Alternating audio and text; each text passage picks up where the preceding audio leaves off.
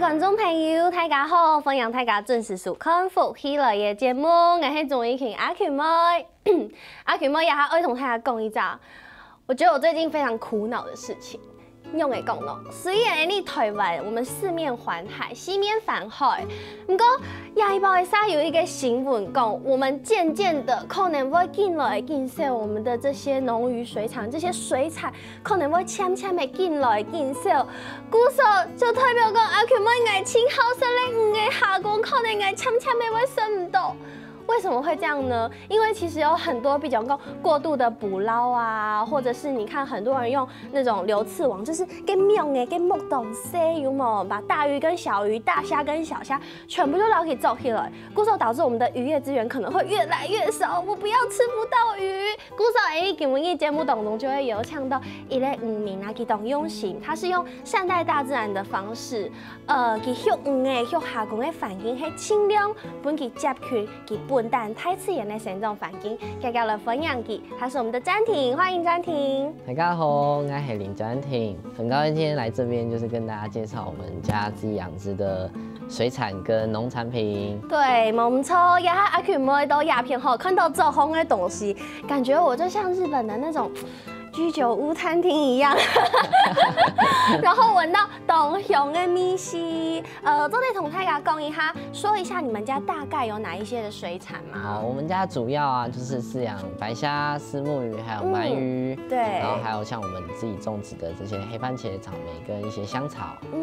鼓手有非常多东西，而且我一开始就是跟观众朋友讲啊，你知道台湾的渔业资源越来越少，但是你们用的养殖方式是尽量接近大自然，对不对？这个名字它是不是有一个名字叫？它就是一个生态养殖。生态养殖的这种渔法，要用生态用这类方式来养，要的韩国下工。是。那我们一开始先来讲虾子好了，你们家的虾子有一个非常特别的地方。太家底某家就会下工啊，佢讲嘿做 SPA 锅给下工哦。到底虾子要怎么做 SPA？ 这是什么意思啊？是的，我们的虾子啊，主要就是为什么会做 SPA， 原因就是因为我们从产地，我们自己养的虾子，我们从产地捞起来之后呢，我会让它到一个池子里面，让它做 SPA。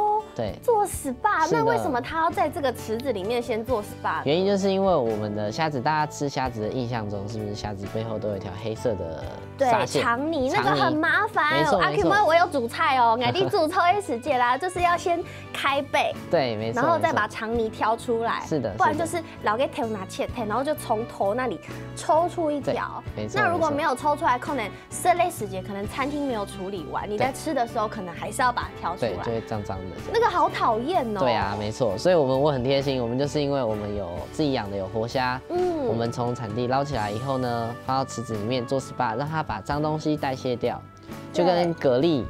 要让蛤蜊我们从市场买回家，是不是要让它吐沙？吐沙。对，活的蛤蜊它才会吐沙，死掉的不会。所以你们也是虾子活活的捞起来，就让它先去吐沙，对，没错，做 SPA 的一个概念，对，没错，表示它是身体健康，然后很干净。哦，对，因为它也必须是很健康的状态，对，没错，它才可以去有办法做这个代谢。对。哇，鼓手，所以我现在要来检查看看哦，来看给阿德威这个虾子是不是真的没有肠泥。我先在它背上挠一下，是干净的耶，里面完全没有肠泥耶。对，所以这就是有做 SPA 虾子的关系。那我再来吃一下它的肉质，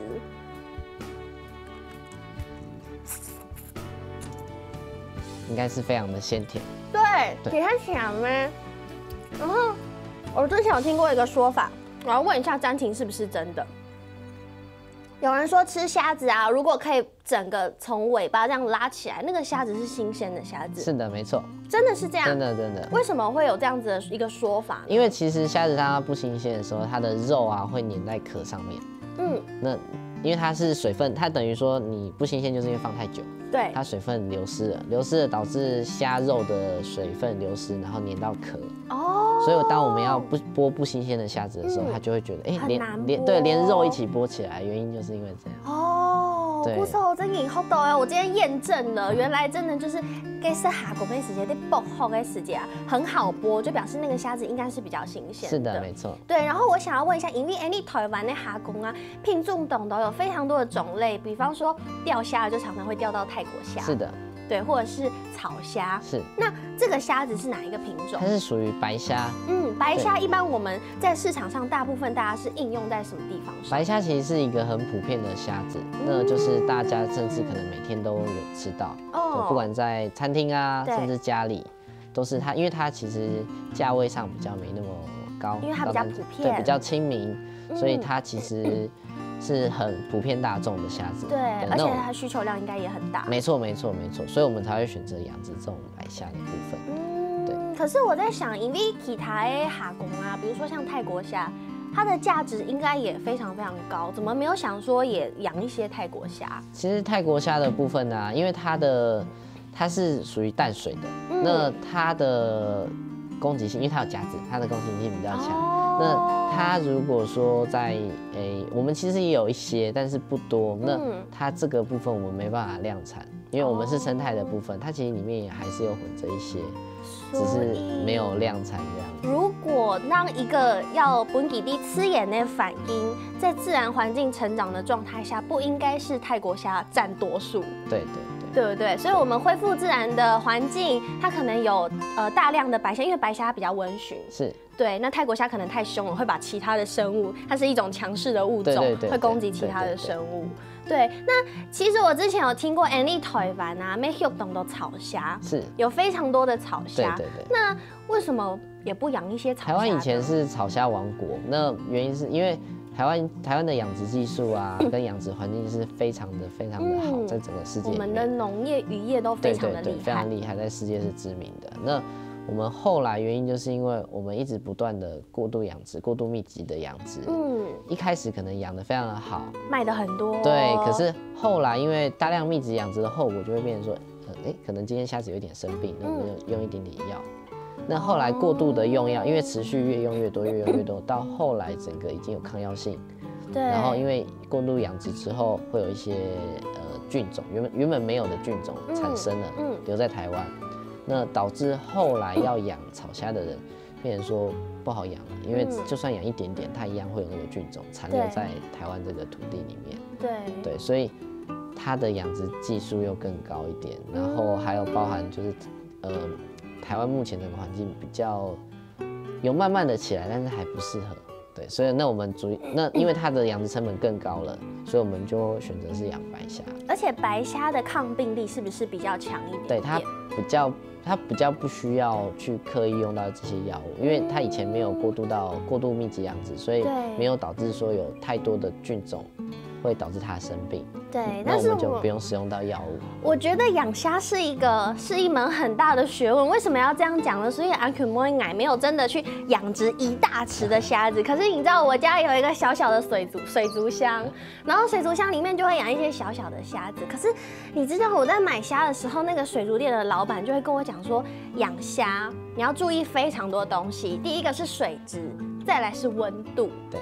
然后再来是它水的干净的程度，是水的 pH 值超多要注意的。是，那你如果一个不小心，就是很抱歉，我说一声阿弥陀佛，就是整缸死光光。对，所以养虾其实要注意的东西非常多对，那你们养这么一大池的虾，要注意的地方有哪些？像我们的养殖啊，主要就是其实养鱼跟养鱼之前要先养水，那养水之前要先养土，这个对。很多一环一环的，那我们怎么先养土呢？就是第一个，我们可能到一个年度之后呢，我们要把水先抽干，然后让里面的，因为它很多池底会沉淀，对，有一些脏东西，对，那个需要整个挖起来，对，翻起来，然后之后再用太阳去晒，大概晒1个月左右，让它杀菌。那其实这个晒的过程中也是对整个环境其实也是好的，为什么呢？因为其实当我们在晒池子，把水抽干的那个期间啊，对，它其实很多小鱼是在下面的。那当下会有很多白鹭鸶啊、鸟啊，它会过来吃这些小鱼。对，所以其实是对整个环境，生态环境其实是有帮助的。对，那水的部分呢，我们抽掉不是整个排掉，我们是把它放到旁边的池子。对，因为那个水其实还是干净的水。对，只是池底是脏的。那我们会再就是把水再放回来，然后再养水，就是要养水。对，那水通常是大家有听过水清则无鱼吗？水清则无鱼，水很干净就没有鱼。对，因为水其实不能，它里面要有一些藻类，然后它这个藻类啊，就是它会帮助到鱼跟虾子，因为一开始的虾子它其实是吃藻。对，它是比较低阶的，对，它是吃一些小微生物，对，然后所以那包含到鱼，它也会去吃这些微生物，对，所以整个水要养到它是有点绿绿的，所以它要有一些，比如说最基础的藻类，最低阶的一些生物，是，所以慢慢的一层一层把生态链建立起来，对不对？所以我们可以看到哦，其他的有虾公，虽然这些虾公啊，其他的也有 Q。这么严格的环境，然后说严格其实不是严格，它就是最自然的环境，它必须要有藻类，必须要有很多很多不同的，你知道环环相扣的部分，这样都在秀出按甲菌甜眼、按甲菌吃眼，能够又无毒，然后又健康的虾子。其实啦，虾公还有其他的水产都有很多东西，我同大家来分享，先休息一下，等下再同大家来小結。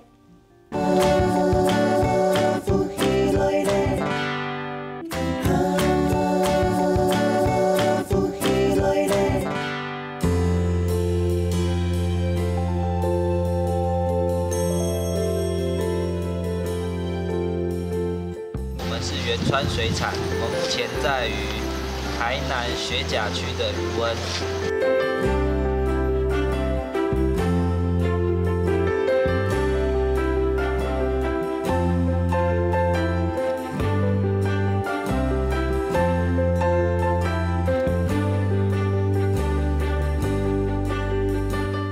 的养殖特色就是一个友善的环境，经由不撒任何的药物。然后放许多不同种类的鱼种，来让生态保持一个平衡，这就是我们的特色。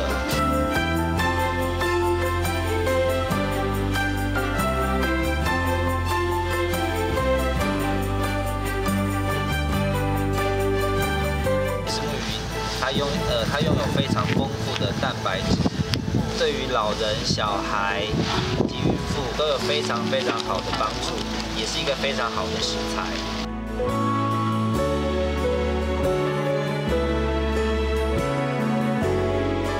希望让大家可以了解无毒水产的好处。好，刚刚Ellie看到的样片啊，是詹婷的哥哥、二哥，对不对？你看其他的嘿，三兄弟他呀，就第一个有分别要做农事，然后有人就是当渔民，对不对？然后大家互相帮忙，其实是很团结的三兄弟。而且你可以看到刚刚二哥的保证，就会讲家的冇不用忧嘅，还个不用动刀种嘅唔嘅，让它轻量啲嘅太刺眼呢，丰盛来用。好，所以呢，在这么大自然的方式养殖，那有虾子，还有其他的渔产。那我想请问你们的虾子是活虾卖，还是说还有其他的方式，有其他的产品？我们主要啊，就是我们的虾子从刚才介绍，就是做完 SPA 之后，我们会把它做真空包，然后冷冻。对，那或者是说我们会当下做完 SPA，我们去烫，把它烫熟，然后再浸泡冰啤酒。哇！对，然后会很鲜甜，就是刚才只是有吃到。所以我刚刚吃到的那个就是非常新鲜的虾子，经过穿烫之后，然后再冰镇啤酒的。我没有吃到啤酒的味道，可是它好鲜甜。对，因为它没有酒味，它只是要去带它的一点香气而已。哇！对，然后一样在做抽真空包。对，那我们主要是有5个大，因为虾子有大有小。对，那刚才主持人吃的那个大小大概是在中间的 size。中间的 size 就有这么大只。对，对，所以因为其实虾子我们大概要养，因为我们是生态养殖，所以时间会拉长，会养比较久一点点。那像养到大概4个月左右的都会到很大的虾子，甚至比我的手掌还要大哦。哇，所以其实你看，他们想了很多种方式来行销给他的会下锅。除了这样以外，是不是其实还有虾仁？对，我们还有虾仁。对，可是虾仁，你知道前一阵子啊，有新闻就是讲说它是泡了硼砂，为了让它可以保存更久。对，没错。或者是甚至我看起来更漂亮。看起来更漂亮，还有泡苏打水，说什么看起来会长得更大只。那可以同 Sophia 就是跟各位观众朋友分享一下，要怎么来分辨好的虾仁吗？好，那就是第一个就是我们的虾仁啊，先从虾仁它其实是灰色的，白虾以白虾的虾仁来说，因为虾子它是什么颜色，那虾仁就是什么，它只是把壳剥掉而已。对，不会变色，变红红的。对，没错没错。对，那像我们的虾仁，它白虾它本身是灰色的，那虾子身上本身会有一点一点的毛细孔，黑黑一点一点的。对，然后我们这个注意就可以看到，它在虾仁的身上啊，本身其实也会一点一点的哦。所以虾仁身上一点一点的那个是它的毛细孔，就是它的，应该说它的斑纹。哦，对，它的斑纹，那还有它的斑节，它一节一节的，这都是正确的。对，那可是如果说你泡过一些药剂的话，第一，因为它这些虾仁它的毛细孔它吸收了这些药剂，那它会膨胀，那膨胀的过程，它这些纹理就会不明显。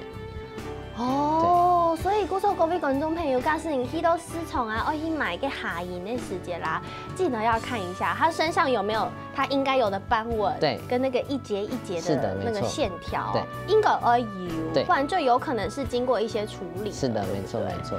哇，所以今天教了大家小知识哦。除了按的以外呀，我们大家都知道，其实台湾有动态面积这个养殖渔业的地方，大部分就是在我们的云嘉南。是。那詹婷一开始有说你是大溪人，对，但是你们的养殖渔业的地方却是在台南的学甲这个地方，为什么会选在这个地点？其实因为我们当初跟哥哥是在大溪做农的部分，然后后来认识到南部的师傅。对，那南部的师傅他是说，因为他养殖的部分其实没有人要去接手，就是没有人要去学，这个未来就会有一个断层的部分。那刚好理念跟我们的种植方式是一致的，一样是希望爱护台湾这个土地。对，那后来我们就决定3兄弟决定二哥去跟师傅学习养殖。对，然后所以二哥就下去。那师傅本身他在学甲这一块部分，他已经养殖经验已经大概有快30年的经验。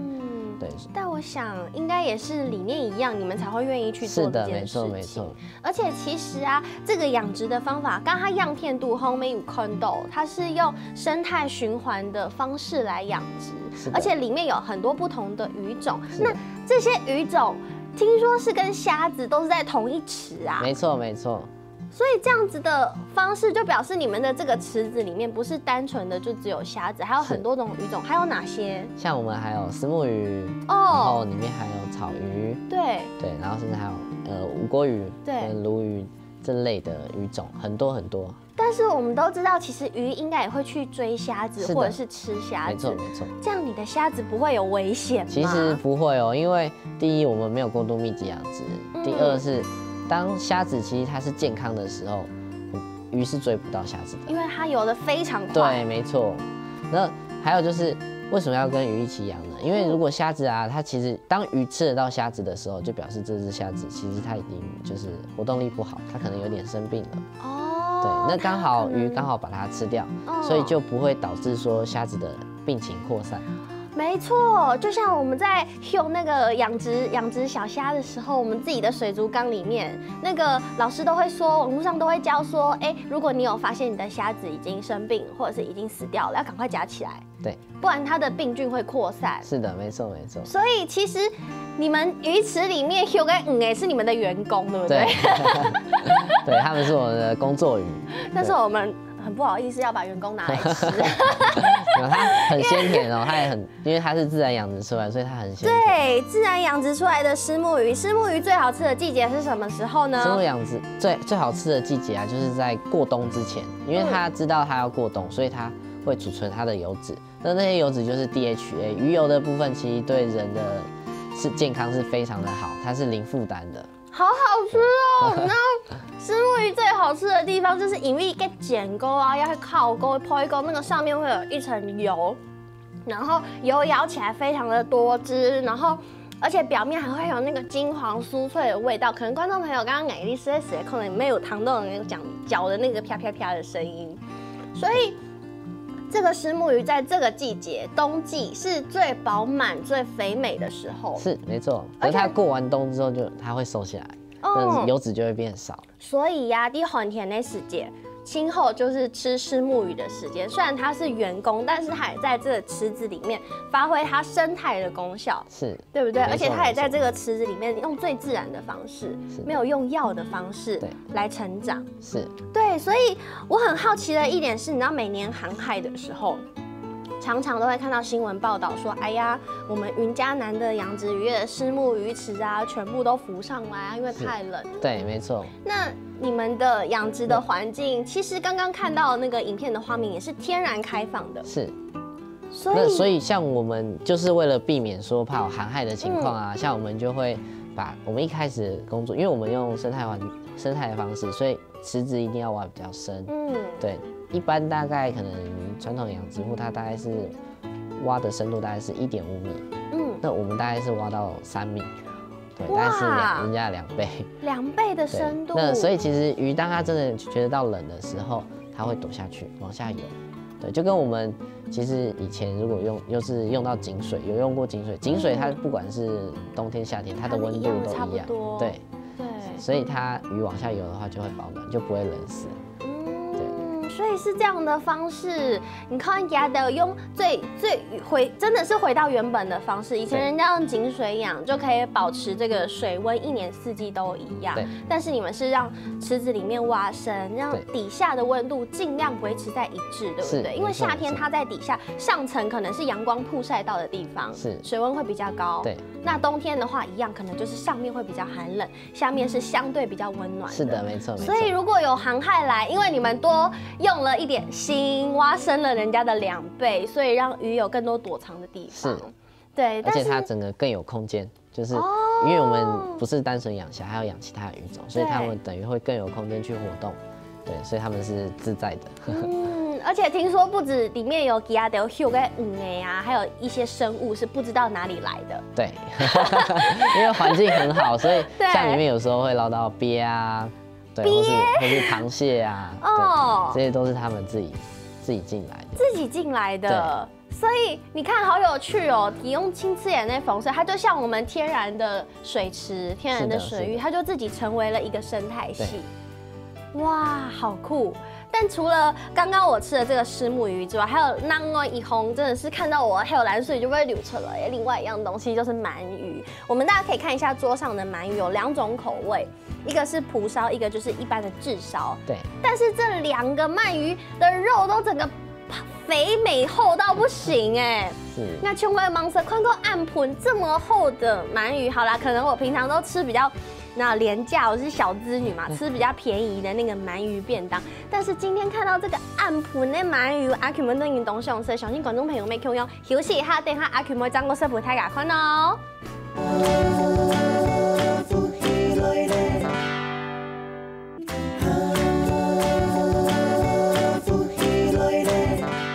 好，欢迎大家又走到福喜来嘅节目，我是钟意群阿群妹。今日嘅节目当中，我同大家来小嘅用青刺眼嘅方式，学出模图，唔是用药嘅。韩国本地啊，就上到吃野又吃菜又懂得生长环境空间，让他们长得非常快乐的鱼跟虾。那刚刚艾丽有讲到那个很厚的鳗鱼有没有？阿 Q 妹他就会来生了。然后今天有2种口味，对，那一个是炙烧，是的，没错，对，炙烧其实原味的。就是原味，对不对？但是不是很多人说鳗鱼有一个味道？对，所以其实因为第一个它其实是养殖的，会导致它肉的有那个味道，所以其实你养殖的环境有顾好的话，其实鳗鱼它不会有这个怪味道的。对，然后反而是原味，它可以吃到鳗鱼真正的味道。那去吃，因为市面上其实大家吃不太到原味的部分，大家通常吃到蒲烧，都是蒲烧。对，那其实有时候有点像是在吃它的酱，而不是在吃平常鳗鱼。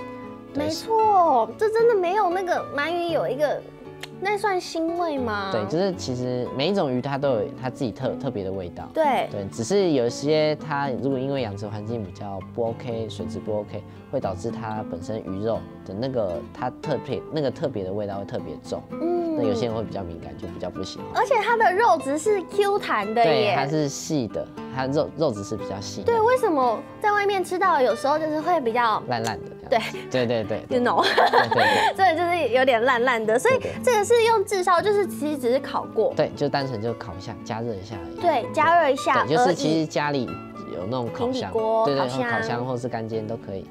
对，稍微就是大概烤个8分钟左右就可以了，对，就很简单。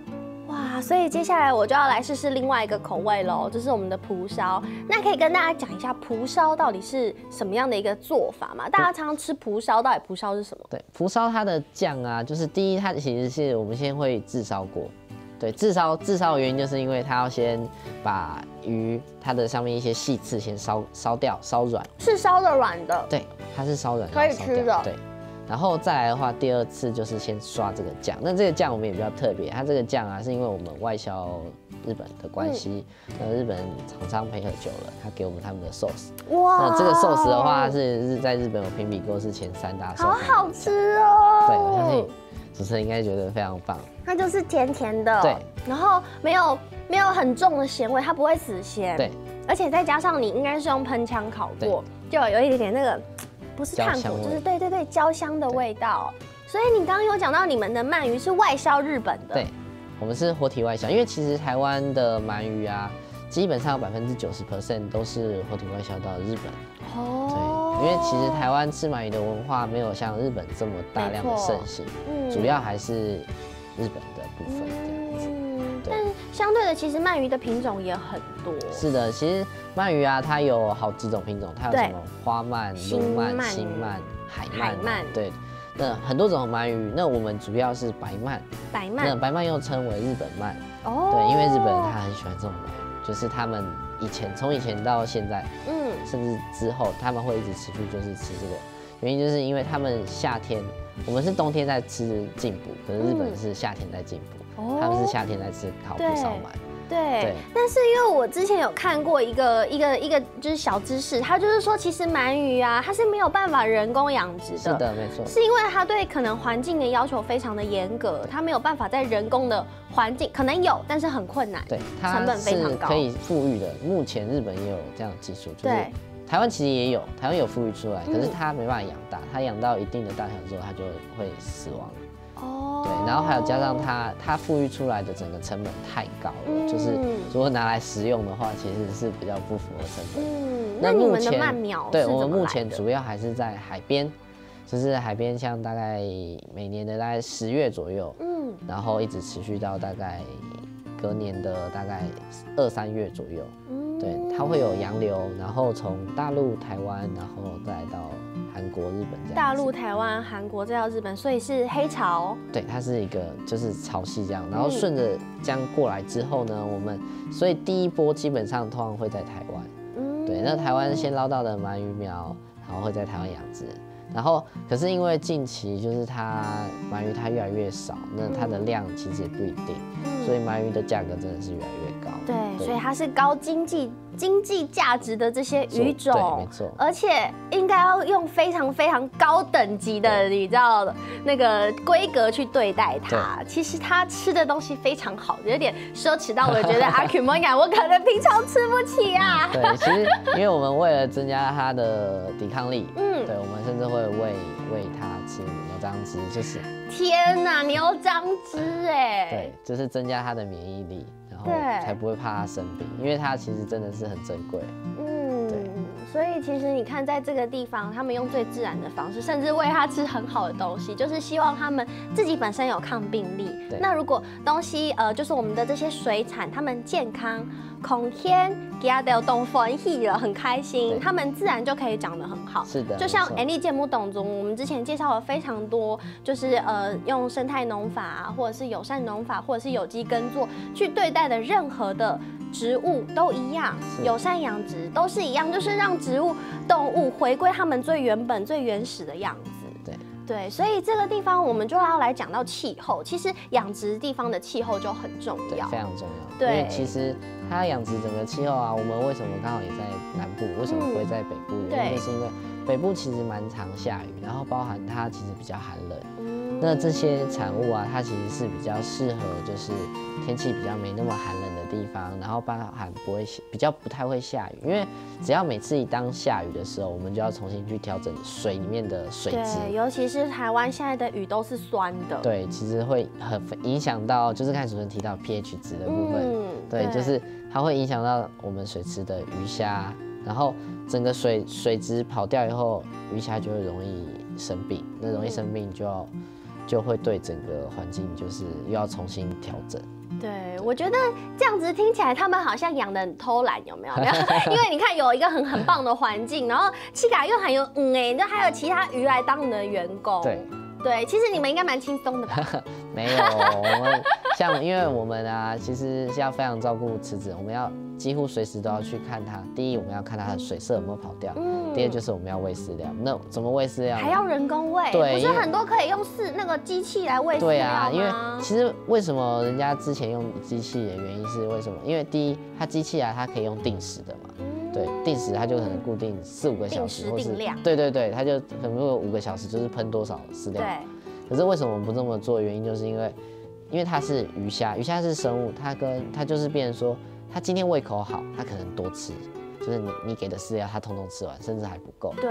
那可是如果今天它胃口不好，你一样给它这么多饲料，结果导致它胃口不好没吃，那这些饲料都沉到池子底下，沉到池子底下之后，当下是还好，对。可是久了，它譬如说出太阳晒下去，这些饲料会发酵，发酵之后水质就会跑掉，然后就会导致鱼虾又生病。对，所以我们就会人工喂料，就是我们都是走着池子，譬如说1甲，我们就是走1甲。然后早上走，晚上走，好辛苦。对，然后池子有多大就要走，有几个池子就要走几个。然后再来就是我们走完之后啊，我们会按照池子的比例，然后去做一团饲料，然后会放到一个我们网子吗？对，算一个网子，我们叫展纳，就是一个对，它就是放一个网子里面，然后放到池子里面，然后大概过。可能大概半天的时间，在中午，因为早上去喂，中午去看，对，然后拿起来看，如果里面的饲料是空了，那我们就可以，发现今天胃口不错，可能可以待会再喂一下，对，然后如果发现拿起来饲料怎么还有，那可能我们就今天就不再喂料了。所以其实你们是可以随时监控鱼或者是你们的虾吃饲料的状态。对，没错。哇，所以真的其实没有那么轻松。我想说他们已经有鱼来当员工，应该自己不用那么辛苦，其实还是很辛苦吼。是的。而且其实今天来的詹婷他是小弟，但是他非常的年轻。几年次跟观众朋友说一下，我觉得非常了不起。81年次。81年。现在还在跟大家学习。对，可是你看这么年轻，愿意回家来帮忙，就是做这样子。因为其实大家都知道，一级农产、一级农作的这些工作，一级农业都非常的辛苦，不管是农业还是渔业。因为你大哥也是农业，像我们现在看到的这个万寿菊跟番茄，其实是大哥种的。是的。那二哥跟你是两边跑，对不对？你看，那农业、渔业都要跑所以你们三兄弟非常的团结。然后就把这个3兄弟的一级农业王国，没有王国，但是很努力的在经营。对，我们还在持续努力建立起来。对，而且其实不止在南部的永清朋友州的设雷道，其实你们还是会来台北的，对不对？对，没错。那像我们假日啊有空的话，我就会在一些像台北的希望市集、假日市集，或是花木在新店的部分花木市集。对，我会在那边做展售，大家也可以来找我。大概会展售哪一些东西？那主要我就是展售我们，有时候是哥哥的番茄，对，然后或是草莓，然后还有就是我们的产品，对，虾子、虱目鱼跟鳗鱼，对，我们都会在那边做展售这样。对，但是如果我想要吃你们的，真的想要吃到烤出来的鳗鱼，我可以去哪里吃呢？可以到我们家大溪，对，我们的农场。对，香草野园，对，里面有很多香草，然后还有番茄，大家可以自己采，所以是可以去采果。是的，没错。然后就可以吃到现场的这一些。对，然后像我们的虱目鱼就是用我们的香草去做烹饪的。哇，所以其实你看，其他的七嘎肉的虱目鱼，然后又七嘎中的熊臭，两者结合起来，是的，一起就是做成另外一道新的料理呈现给大家。对，哇，你们真的，我觉得你们三兄弟真的好团结哦。我现在还在努力，就是希望大家多多支持我们这样。对，然后像我们大溪啊，它虽然园区不大，但是我们周遭像尤其是我们大概7、8月那个，大概8月的时候，我们有韭菜花季。韭菜花季。对，没有，我们那个是韭菜算重镇区，我们那边算是整个韭菜重镇区。对，然后像每年大家都会过去赏韭菜花，对，然后我们那边就会也做一些韭菜的料理。哇，而且其实哥哥也是桃园青农，对，哥哥是桃园青农，所以他家就伫啊，其他的嘿，都用心这个经营农业。虽然农业都辛苦，但是他们还是尽量用回归自然的方式。鼓手啊，各位乡亲朋友，假使你想要吃好吃的 tomato， 也有好吃的吃泡味，还是说好吃的这些鳗鱼、虱目鱼、蛤蜊，分享一起家的料哦。今天谢谢詹婷来到节目现场，谢谢你，然后谢谢你带这么多好吃的东西来喂饱阿 Q 妹啊！没什么各位观众朋友的收看，先休息一下，等一下听听运动欣赏好好的运动一下了。